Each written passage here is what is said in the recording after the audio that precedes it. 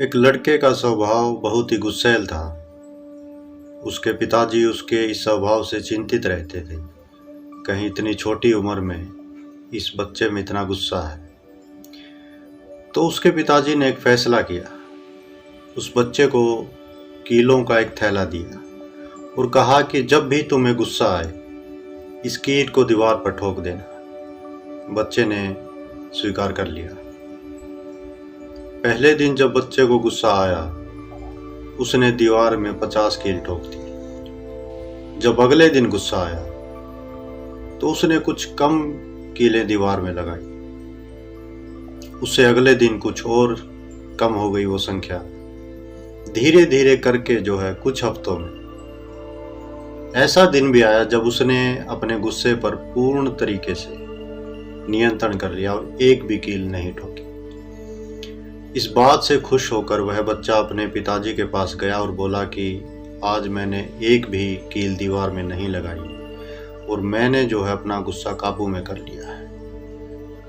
और उस बच्चे से कहा कि जब जब तुम्हें अपने गुस्से पे नियंत्रण हो उस दिन तुम उस दीवार के पास जाकर एक कील निकाल लेना।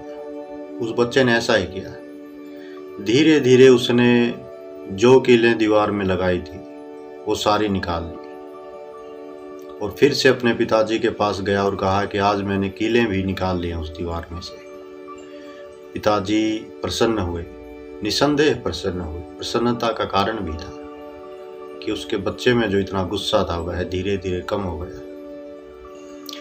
लेकिन उसके पिताजी जो है खुश तो थे, लेकिन उसको उसी दीवार के पास लेकर गए और कहा कि इन कीलों का लगना और इन कीलों का निकलना यह दर्शाता है कि तुम्हारे व्यवहार में एक बहुत ही बड़ा बदलाव आया है। तुमने अपने स्वभाव में गुस्से का अंश जो है वो कम किया है, उस पर नियंत्रण पाया है। इसके लिए तुम बधाई के पात्र हो। लेकिन तुम दीवार पर ये निशान देख रहे हो, तुम्हारे कीले निकालने से भी ये निशान नहीं गए, ये निशान रह गए यही। इसी तरह तुम जब किसी को गुस्से में शब्द बोलते तो उन शब्दों के भाव जो है, उनके घाव जो है कहीं न कहीं मन मस्तिष्क पर छाप छोड़ जाते हैं और वो छाप कई दिनों तक रहती है।